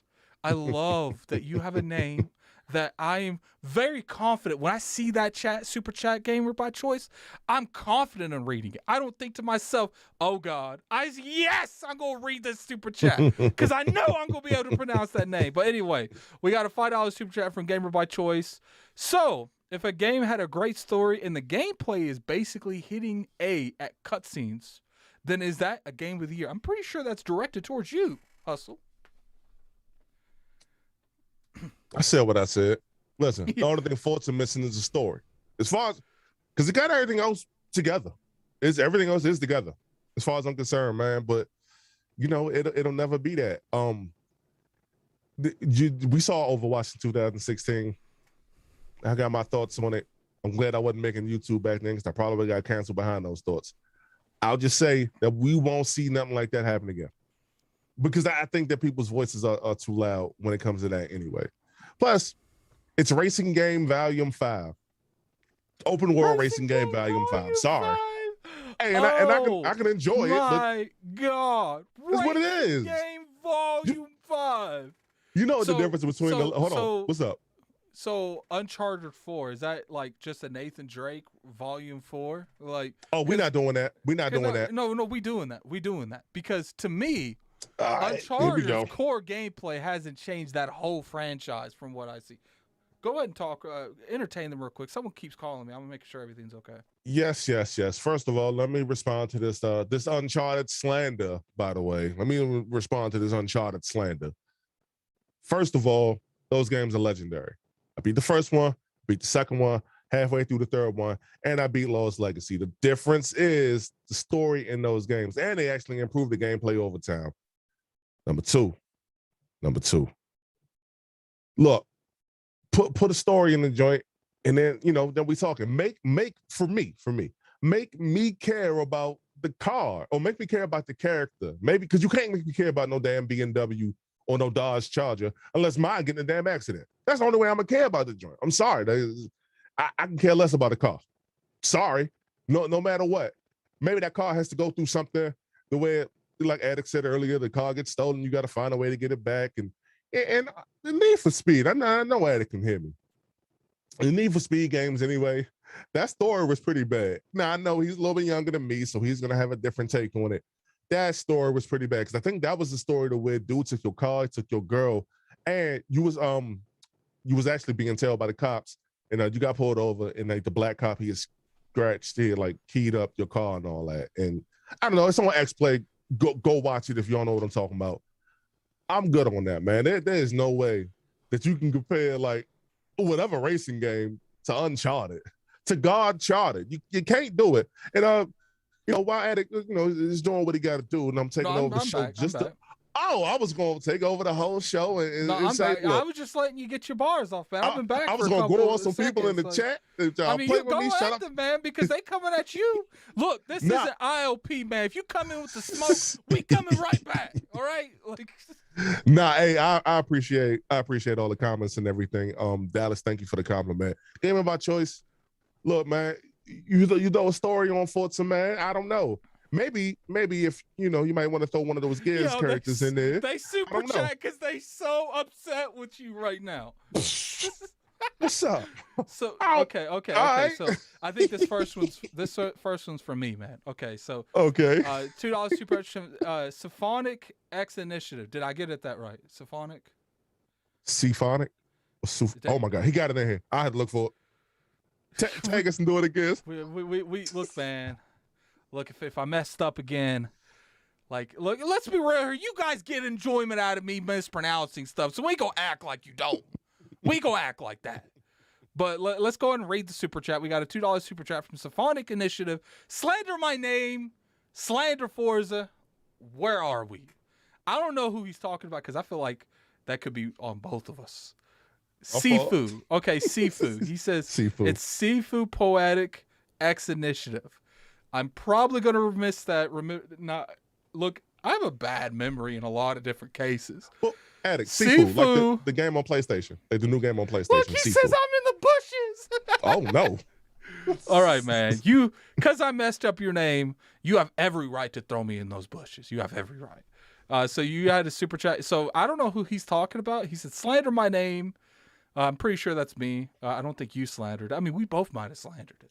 So, no, I messed it up. But I don't think I was slandering Forza, so I think he's talking about you. And is that Lucius Augustus? Let me read that because I think he's talking about little old me over here. Oh, he said talking about you. Yeah. I see him. I'm not gonna block him. Thank you for your super chat. We appreciate it. He says, crazy that every shooting game is just a shooter. Hey, listen.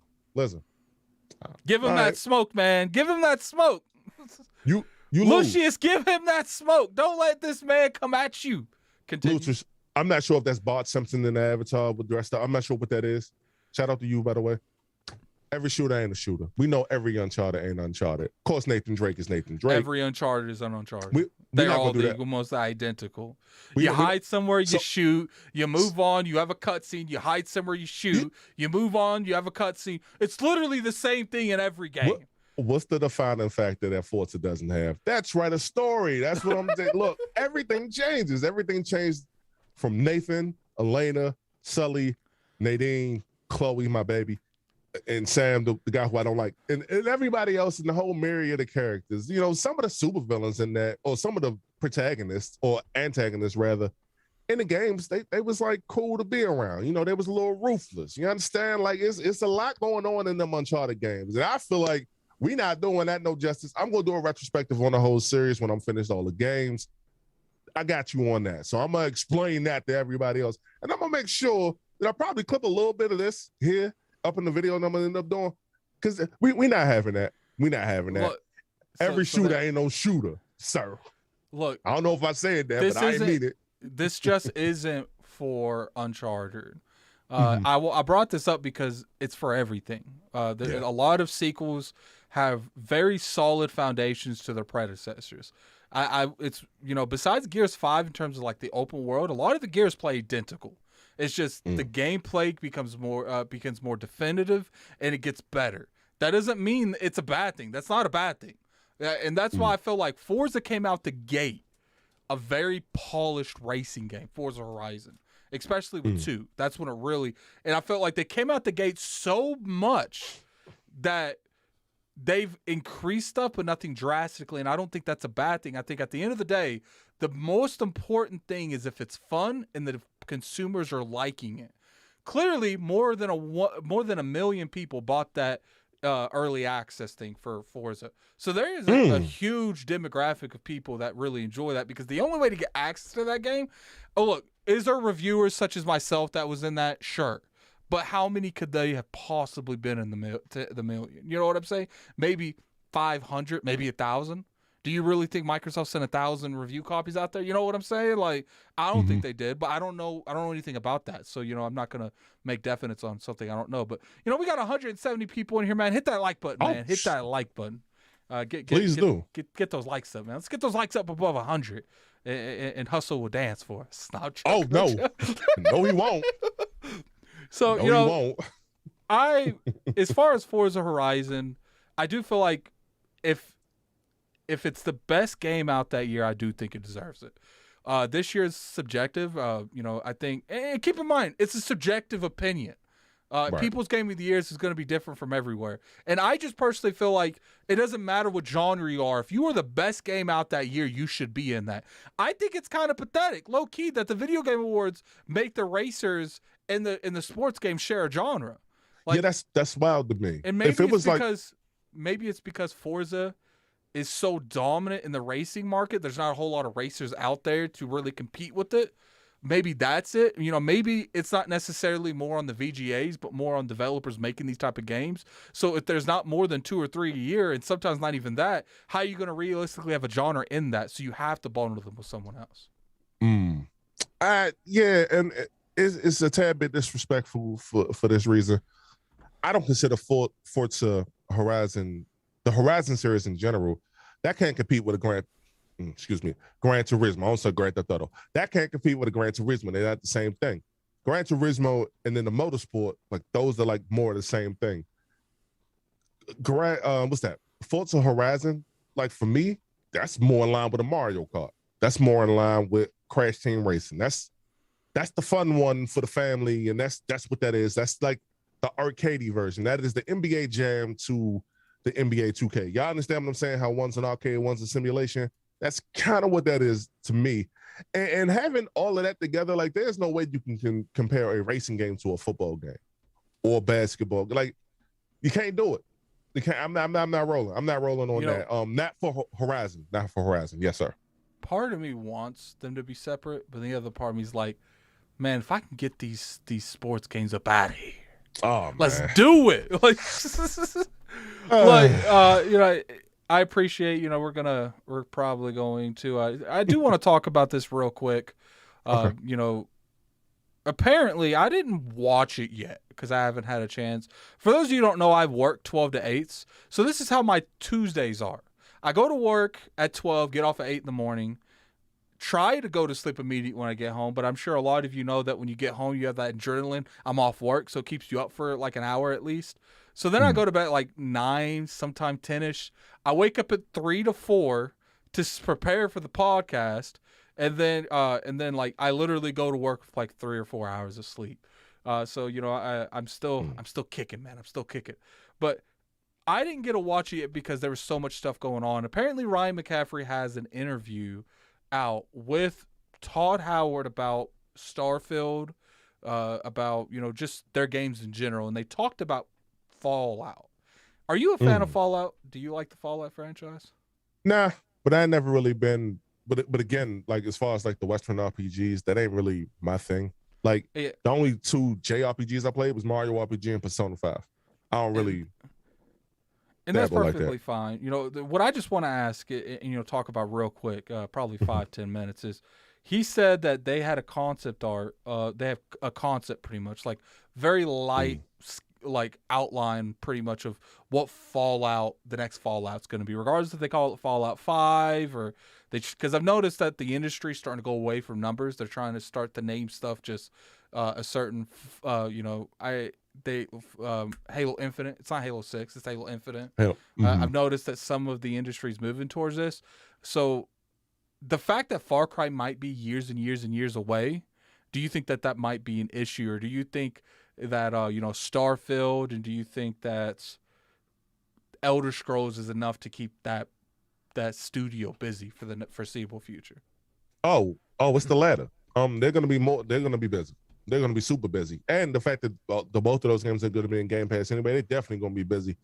Seeing an early concept or something, I'm definitely cool with. Even though I'm not keen on like those type of games. Shout out to Bethesda out there in Bethesda, Maryland, right around the corner from where I'm at. Even though I ain't too keen on it, I think him just talking about it now, I'm okay with. But they're gonna be more than busy with everything else. You said they were remaking what game is that? Not Starfield. That's the new one. It's the other one, Elder Scrolls, right? Yeah, they're making Elder Scrolls 6. Yeah, they're gonna be busy. They'll be all right. That'll probably come out like 2024. Elder Scrolls? Yeah, I would say that. Yeah, we probably won't see this game until like 2027, dog. Man, this is a little ways away.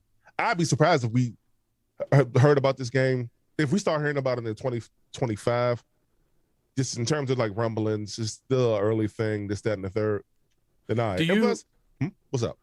No, go ahead and finish your statement. No, I was just gonna say. Plus, it's not even needed because we got a Avowed around the corner. Like Xbox is running the WRPGs. They're running them joints. Mm-hmm. Like it's shout out to Megan over there at Obsidian. It's the name of the game that I said I was gonna buy, Addict. I DM'd you and I can't think of the name of it. It's Captain Home or something. And I said I was gonna buy it and I need to go pick it up. It's coming out with a sequel and I can't think of the name of it to save my life. But that's only because I woke up 3:00 this morning. Sorry, y'all. But Addict it's the other game that you guys have that had the two guests on the Iron Lords podcast. Oh, Outer Worlds? Outer Worlds, yes. So we got Outer Worlds 1, Outer Worlds 2. Then you got Fable coming up. Ain't no rush. I wouldn't even rush it. Like I wouldn't even say it. Like for real. I guess you say whatever to build some type of buzz, but I wouldn't even say nothing because you don't need to say nothing at that point. You don't got to say nothing. I think in terms of Fallout, I do think that they need to do something with that franchise sooner rather than later. They got such a talented IP of such a beloved IP. Don't think you need to wait till 2030 to make that game, to have that game out. So I do feel like that, reach out to, I don't want them to outsource it. I don't want that. But I do feel like between Obsidian and between Exile, the people that make Wasteland, I feel like someone can make a Fallout. Like it doesn't have to be Bethesda Software Studio, and if everyone is willing. You know what I'm saying? Like, and it's like when I bring up stuff like Banjo-Kazooie, where I say, there's plenty of people in those studios that want that. They want that chance. They want that chance to really go out there and be something, to go out there and give them the reins. Like there's plenty of people that's thirsty for that.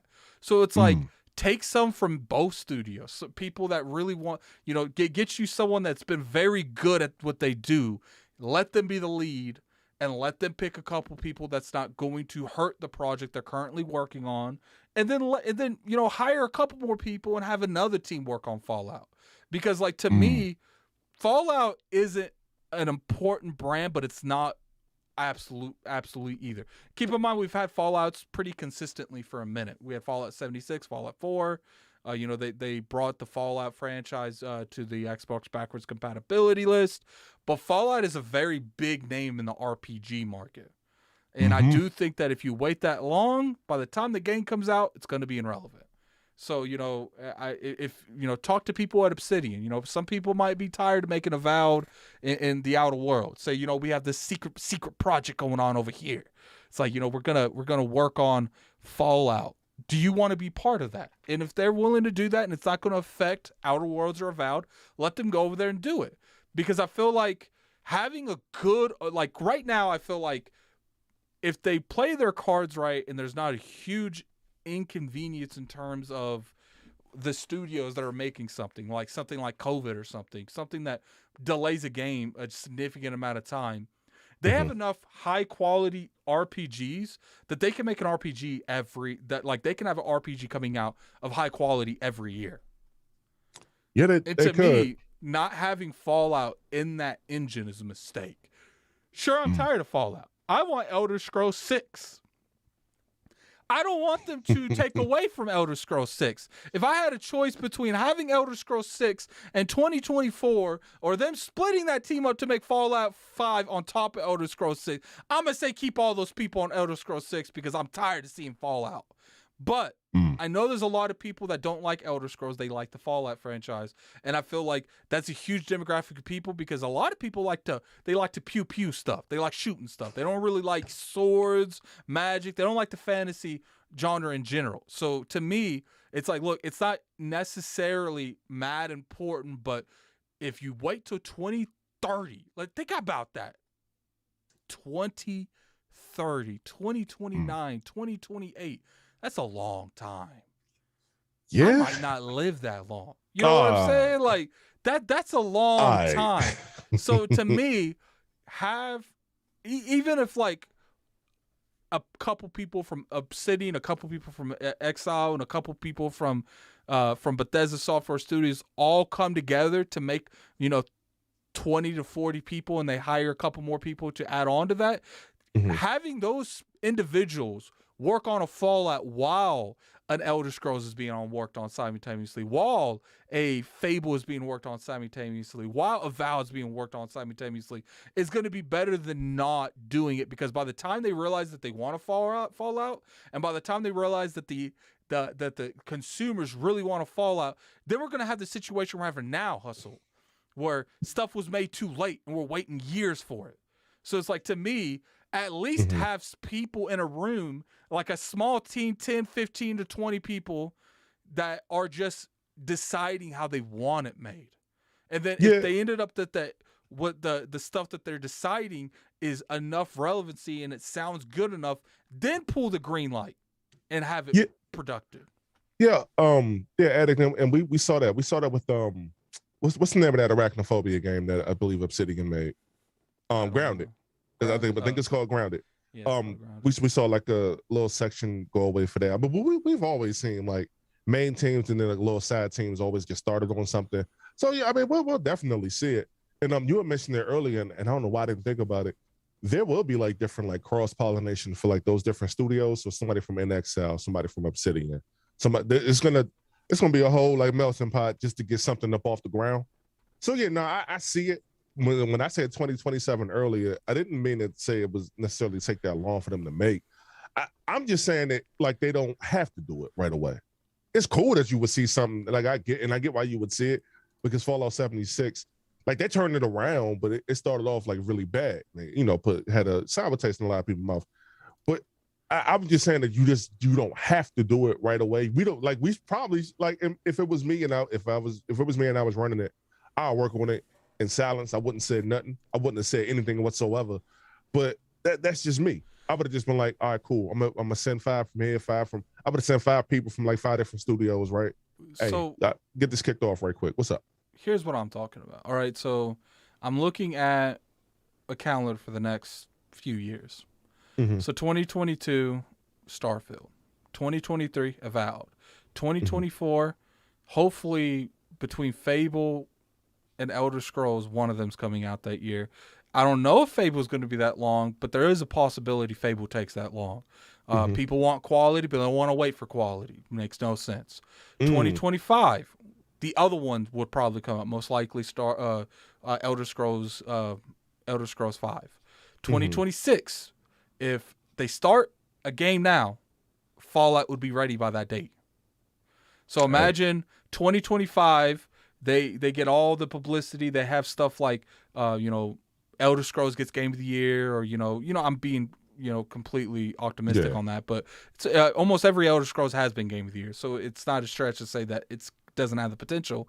And by the time they get to that Fallout, 2027 will be the new. Then Obsidian's ready again. And keep in mind, Outer Worlds 2 somewhere in around here. The next Starfield might be ready by that time. And then they can literally restart the engine and do it all over again. Yeah, it's Microsoft. They got a team behind them, boy. Or Xbox Games, rather. They got them teams behind them, and that'd be a hell of a rollout. Like if you're a WRPG fan in particular, like that, like for me, how you broke all that down, that would be like the Uncharted's for me. That would be that would be Uncharted. If I had to deal with an Uncharted every year, I might off myself, man. Well, I'm just saying different games in general. That would be Uncharted. That would be God of War. That would be Ratchet and Clank. That would be and that would just be with WRPGs at that point. It's not with Gears, right? It's not with Halo. It's just with that genre of games. So like, yeah, I mean, I'm confident that they'll roll it out in such a fashion where I figure every year, maybe every year and a half, we'll see something. We'll see like a new RPG. I feel like it's every other year. They might get such a big. First off, I think the biggest issue Microsoft's going to have is when stuff's going to come out. I do think we're going to get to a point in the future where they're pushing stuff back that's completely done because they don't want it to eat their other snacks. You're not going to put Hellblade and Avowed in the same month. So they're going to have to push one of them back naturally. And I think the RPGs, the high quality RPGs, them suckers coming out of the holidays of every year. Yep. And I think you're going to get the Hellblades, the very high quality types of games people like. Those are the Marches, the Aprils. You know what I'm saying? And I think they're going to do that, man. I think it's looking real good. We're going to go ahead and close this out, man. Hustle. Where can the people find you, man? What are you doing here lately? Where can they find you? Well, hey, I'll be streaming. I'm definitely streaming. So I'm off Veterans Day, but I will be streaming on Twitch and on YouTube. Streaming? Probably Super Mario. Who knows? I have no clue. Forza, if it'll run right, because we saw some things on Twitter earlier today. Shout out to Slow Mo for that. I saw some things that I really wasn't comfortable with, but I got 2 PCs, so I probably stream some Forza. Worst come to worst, I'm streaming Super Mario because I always, I love the retro stuff. I got a question before we go. Yes. Can we raid someone who we both know? Who? Jack Move Johnny. Yeah, we can raid Jack Move. I like Jack. Thank you, sir. That's my guy right there. He's one of the reasons why I'm here, and the other reason is this girl right here. Haircuts for the win. Anyway, yes. No, keep going. Tell people where you at. Oh, Twitter, YouTube, Twitch, all of them. Hustle and Motivate. Somebody followed me earlier. Thank you for that. If you want some hijinks, so to speak, if you want to see some tweeted out music, and if you just want to see me supporting a whole lot of other people, follow me there. I have a good time. Attic, it was fun as always, man, and I cannot wait for you to play this. I'll be real with you. It's Friday, probably 5 p.m. Friday. I'm gonna make sure I'm in the crib. I'm gonna make sure I'm in the crib that day. Obviously, Hustle said, Friday. On this channel, 5 p.m. Friday, I will be streaming Ninja Gaiden for the NES. What's funny? I had to play it on the Switch because we were going to do other methods, but Saul felt uncomfortable doing other methods. So, obviously we don't want to encourage stuff like that. So I will be playing that on the Switch because it is on the Switch. We had to buy some stuff to make sure I can put it on the Switch because I don't have the thing for the dock anymore. So gotcha. He had to buy that. So that's here. That's probably at my mailbox right now. So I'm gonna get that. So be here Friday at 5 p.m. to see me struggle in quotations. Because I don't know if I'm gonna be struggling yet, but to see me doing that, man. And I'm gonna be real, man. You guys be nice in that chat, man. You might hit me up for super chat or two. Maybe I stay on there and do it longer. If it makes sense to me, I might do it longer. You guys good enough. I do that till I beat it. But so definitely go into there. So go ahead. We got our friend Jack Blue Johnny, man. I'm gonna put his link in the chat. Now let me get some quotations here. Let me get some advertising. Jack Move is a very extra individual sometimes. So I'm gonna put his stuff in the chat, but he's a very passionate person, and I do feel like some of you might like him. Some of you might not like, but he is a PlayStation channel, so keep that in mind, Xbox people. And he has a very smoky channel. You go in there, you're going to get that smoke if you come at him. But, that's true. It's a very entertaining. So go in there, tell him the Iron Lords podcast sent you, man. Tell him Addict sent you. Don't tell him ILP, tell him Addict sent you. I want him to know Addict sent you. So tell him Addict and Hustle sent you, man. And, I appreciate everyone for coming through here. And I hope you guys enjoy your day, man. We'll be back here. I don't know if we'll have a podcast next week, because there's some stuff going on next week. I will get back to you guys later on this week about that. But I appreciate everyone for coming through here, man. This is Addict. Hustle, what's your Twitter? Tell me your Twitter real quick. Hustle and Motivate on Twitter. Hustle and Motivate. The same way it comes up in the chat. Yeah, and it is in the description. So I'll talk to you guys later, and